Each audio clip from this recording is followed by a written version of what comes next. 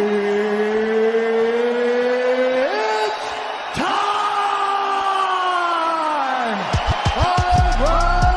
the undisputed UFC.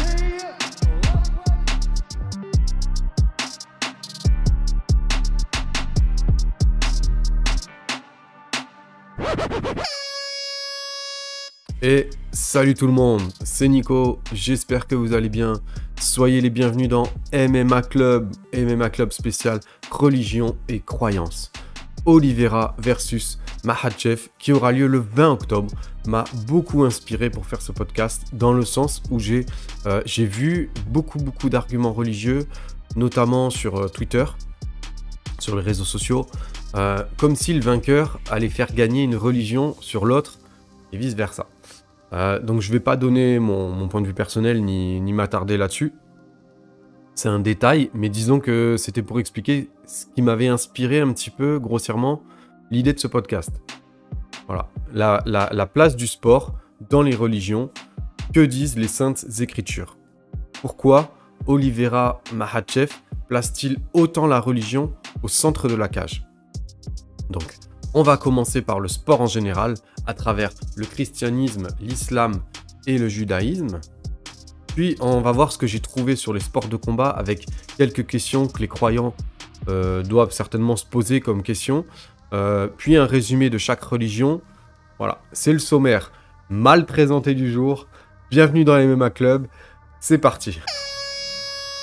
Devant un match de foot, combien de fois avez-vous entendu l'expression « Quel but ! Ils viennent de crucifier leur adversaire à la toute dernière minute » ou dans un sport individuel « Après cette victoire, il est l'idole de tout un peuple. Il est sur le toit du monde. Ils sont au paradis. » Ou alors quand une équipe se fait archi-dominer, « Ils ont bu le calice jusqu'à la lie. » Et enfin le célèbre « Il a gagné, c'est un miracle. » Autant d'expressions qui sont plus proches d'une citation religieuse que d'un accomplissement ou d'une performance sportive. Voilà. On est toujours dans l'intro du podcast, hein, je vous le dis. Alors, ça, on va y aller doucement. Hein. Donc, avant de rentrer dans les détails, je tiens à dire que ce sont des recherches qui sont personnelles, que potentiellement, en fonction de quel point de vue vous avez ou de quel point de vue vous vous situez, il y a peut-être des nuances à apporter. Vous allez relever peut-être des petites erreurs de ma part. Vous allez trouver qu'il y a trop ou pas assez de détails et que du coup, ça peut porter à confusion ou dénaturer le contexte qu'une phrase pourrait avoir. Sachez qu'il n'y a aucune prise de position de ma part.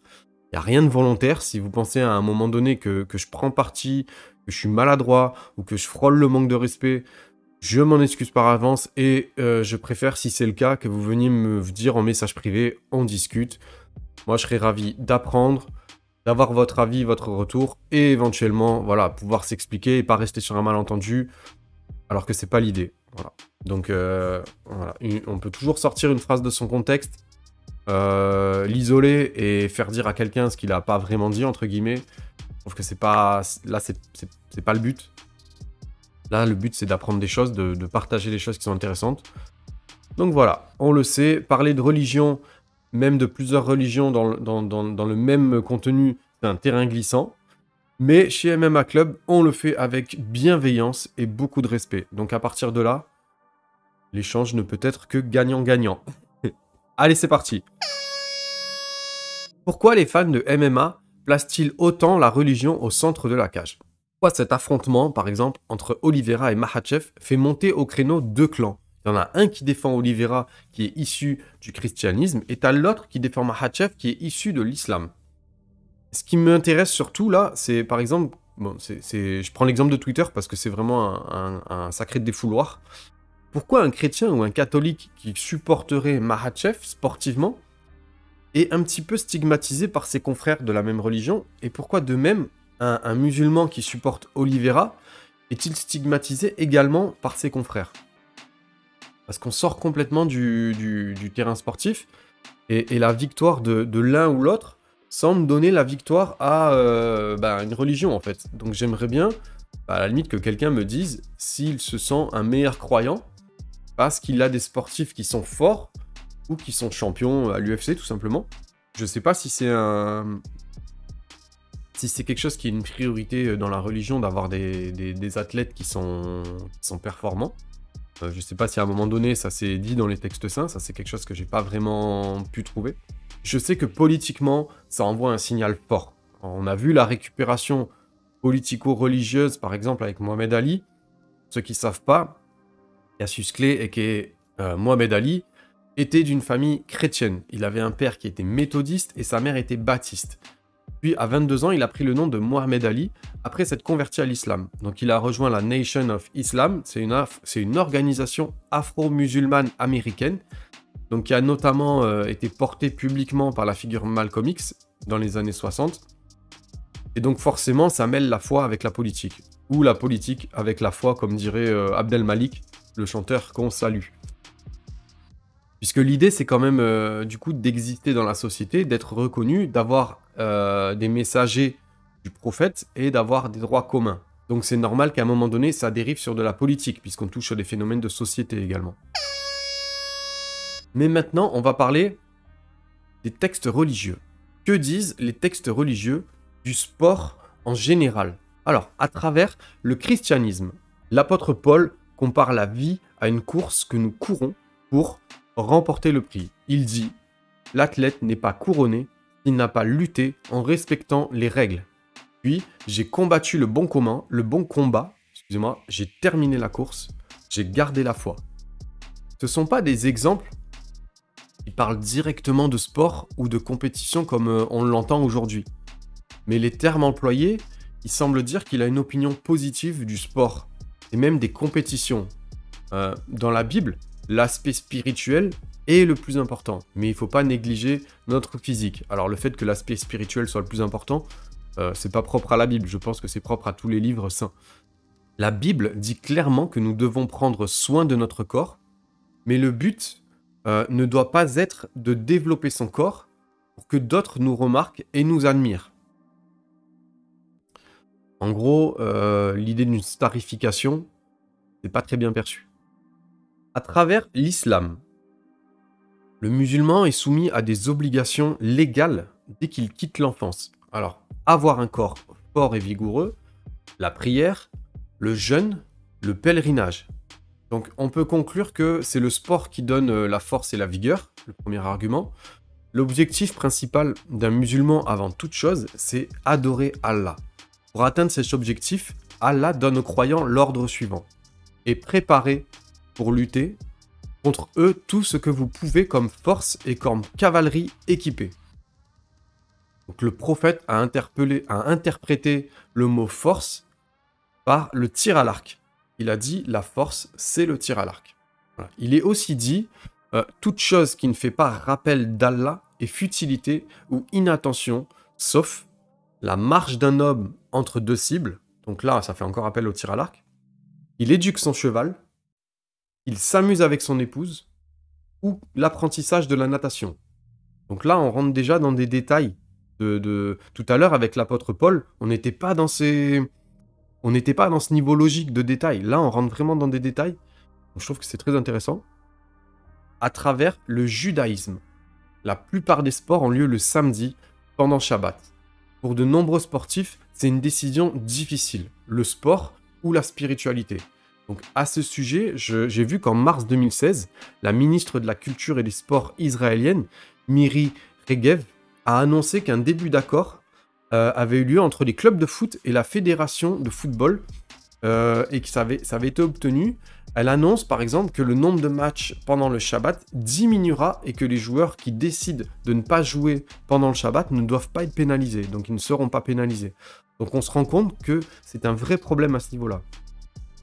Voilà. Après, j'ai pas trouvé grand-chose dans les textes religieux, mais j'ai trouvé plus des interprétations de rabbins sur des sites internet où des juifs qui sont pratiquants posent des questions en fait à des rabbins pour avoir des réponses précises en fait sur plusieurs questions de la vie. Et il y avait un moment la question sur le sport. Donc il y avait un rabbin qui répondait que la Bible interdit de se mutiler, de se blesser, de s'affaiblir, de mettre sa santé en danger. Donc il y a un verset qui résume ça, et vous ferez très attention à vos personnes, au pluriel. Donc si on agit pour le bien de la personne, ça va, et tout ce qui pourrait nuire à la santé physique ou psychologique de l'autre devient interdit. Donc là où ça pose problème, c'est sorti de son contexte du bien-être et d'amusement pour entrer dans une économie et une starification, c'est-à-dire devenir célèbre par le sport par exemple, dès l'instant où le sport devient un spectacle, c'est-à-dire qu'il est donné à voir plutôt qu'à vivre, le judaïsme se montrera vigilant et ce sera très mal vu. Voilà, maintenant on va faire une introduction sur les sports de combat. Concernant les croyants, quels qu'ils soient face aux sports de combat en général. Comment un croyant détermine s'il peut ou pas s'engager dans tel ou tel sport. Ce sont souvent des sports avec des philosophies et des états d'esprit qui sont issus de cultures taoïstes ou bouddhistes. Voilà, par exemple, on va citer juste le kung-fu, le karaté. On va se poser comme question, est-ce que ce sport me fait pécher en acte ou en pensée? Est-ce que cette pratique m'édifie? Donc me glorifie, entre guillemets. Ça revient tout à l'heure à ce que je disais avec le fait de chercher à se glorifier ou de simplement réaliser un acte sportif, sans arrière-pensée. Combien ce sport m'affecte-t-il, physiquement ou spirituellement? Puisqu'on le sait, le sport ne doit pas faire dériver le croyant de sa motivation première, la recherche de la piété ou l'adoration de Dieu. Combien ce sport affecte-t-il mon entourage? Quel message véhicule-t-il? Donc toutes ces questions reviennent généralement très souvent pour un croyant qui pratique un sport de combat. Et c'est des questions que j'ai vues régulièrement sur les sites où je suis allé chercher un petit peu des informations. Donc maintenant, on va voir que disent les textes saints sur les sports de combat. Donc, je vais m'attarder sur l'islam, car j'ai trouvé beaucoup de choses en général, même si on trouve peu de références au sport dans le Coran. Alors, dans le récit de Joseph, on lit ce passage. Ils, donc les frères de Joseph, revinrent le soir chez leur père en pleurant et ils dirent « Ô notre père, nous étions partis pour jouer à la course. Nous avions laissé Joseph auprès de nos affaires. Le loup l'a dévoré. Tu ne nous croiras pas et, cependant, nous sommes véridiques. » Ça veut déjà dire que la course est permise. Bon, on ne rejoint pas spécialement les sports de combat, mais encore une fois, ça nous donne une précision de plus. Ensuite, Mahomet a dit « La vraie force consiste à tirer à l'arc. » Ce qu'il aurait répété à 3 reprises. Ensuite, le croyant fort est meilleur et préférable à Dieu que le croyant faible. Ensuite, tout ce dont s'amuse le fils d'Adam est vain, à l'exception de 3. Tirer une flèche à son arc, dresser son cheval et jouer avec les siens. Ces 3 relèvent de la droiture. Occupez-vous à tirer à l'arc, car c'est le meilleur amusement. Celui qui n'a pas tiré à l'arc n'est plus de nous. Enseignez à vos enfants à nager et à tirer à l'arc, et dressez-les pour qu'ils se mettent sur le dos du cheval en sautant. Voilà. Il est également rapporté que Mahomet avait fait la course avec sa femme, Aïcha, pratiqué la course à cheval, assisté avec sa femme à des combats de lance qui se déroulaient dans sa propre mosquée. Et sauf si j'ai mal étudié, c'est à peu près toute forme de compétition qu'on trouve dans le Coran. Donc voilà, ça c'est pour... Ça rejoint pas directement les sports de combat, mais ça rejoint l'esprit de compétition. Après, j'ai trouvé autre chose. Et là, ça concerne directement, on va dire, les combattants dans la cage, parce qu'on va parler de la tenue vestimentaire. Il faut respecter la arwa. Donc la arwa, je ne sais pas si je le dis bien, je suis désolé. C'est la partie honteuse à cacher. La aura. Alors, l'homme ne doit pas regarder la cuisse d'un autre homme. Celui-ci doit être vêtu du nombril au genou. Pour les femmes, c'est la même chose. Sauf qu'une femme musulmane ne doit pas montrer son corps à une femme non musulmane. Les hommes et les femmes ont le droit de pratiquer un sport ensemble uniquement s'ils ont un lien de maharim. Alors ça veut dire que c'est autorisé s'ils ont un lien de parenté, d'allaitement, un lien d'alliance, puis de mariage. Voilà. Donc j'ai trouvé un texte de loi qui concerne les pays arabo-musulmans. Je vais vous le lire. En octobre 1987, l'Académie du droit musulman, organisme dépendant de la Ligue du monde musulman, dont le siège est à la Mecque, a promulgué la fatwa suivante, interdisant la boxe, sport pourtant pratiqué dans les pays arabo-musulmans. Alors je cite. le conseil de l'Académie est d'avis à l'unanimité que la boxe pratiquée aujourd'hui dans les stades sportifs et les compétitions de nos pays est interdite en droit musulman, car ce sport part du principe que les deux parties se permettent de faire subir à l'autre un dommage corporel pouvant conduire parfois à la cécité, à une atteinte grave ou permanente du cerveau, à des fractures graves ou à la mort, sans que celui qui a donné le coup soit considéré comme responsable de son acte, et ce avec des manifestations de joie du public envers le gagnant en raison du dommage subi par l'autre. Voilà. Fin de citation. Je trouve que c'est intéressant. Je ne sais pas si ce texte a été abrégé ou s'il a été, validé. J'ai juste vu ça. J'aimerais bien, si quelqu'un en sait un peu plus là-dessus, j'aimerais bien qu'il m'envoie un message pour m'expliquer si ça a abouti ou ce que ça a donné. Et du coup, comment sont vus les combattants musulmans dans leur propre pays. J'aimerais bien avoir des informations là-dessus. Concernant le judaïsme, le Talmud condamne les sports romains, surtout la violence gratuite des combats de gladiateurs. Les textes expriment une directive commune, c'est-à-dire que les jeunes garçons juifs devraient être dans la salle d'études, pas au gymnase. Ils ne mentionnent donc pas les filles, mais j'en sais pas plus. Le sport dans la communauté juive est devenu plus institutionnel et public avec l'arrivée des sports professionnels modernes. En début du XXe siècle, les juifs sont entrés dans la boxe, et à la fin des années 20, ils étaient l'ethnie dominante de la boxe aux États-Unis. Le problème, c'est que les textes semblent interdire toute forme de violence par le sport. Il y a aussi par exemple cette histoire du rabbin Yuri Foreman, devenu champion du monde de boxe super welter, qui vient complètement remettre en cause toutes sortes de doutes sur l'engagement sportif de la communauté juive dans les sports de combat. Donc je suis pas allé creuser plus loin parce que j'ai pas trouvé d'informations, on va dire, fiables. J'ai pas envie de me lancer dans des approximations et j'ai pas envie non plus de partir dans des monologues où je donnerai mon point de vue et on n'en a rien à faire, parce que c'est pas du tout le but. Donc je m'arrête là. Concernant le christianisme, donc, citation, « Tout m'est permis, certes, mais tout n'est pas bon pour moi. Tout m'est permis, c'est vrai, mais je ne veux pas me placer sous un esclavage quelconque. » Donc concernant la place du sport, Saint Paul a dit « En effet, l'exercice physique est utile à peu de choses, tandis que la piété est utile à tous, car elle a la promesse de la vie présente et de la vie à venir. » À noter que ce verset ne nie pas l'utilité du sport, mais rétablit le bon ordre des priorités en faisant passer la piété en premier. Donc c'est difficile de m'attarder plus longtemps sur le christianisme qui semble s'accorder à autoriser les sports de combat et les sports en général, tant qu'ils ne prennent pas le dessus sur la quête de la foi. Donc j'insiste, pour revenir sur ces 3 chapitres, sur le fait que si je me suis attardé sur l'islam, c'est parce que de ces 3, à ma petite connaissance et en fonction de mes recherches, c'est la seule religion des 3 à donner matière à discuter au sport. Des 3 étudiés, c'est la seule religion qui semble donner le plus de place au sport et au travail d'entretien de son corps. Je ne l'ai pas spécialement mentionné, mais l'islam fait beaucoup référence à l'entretien du corps.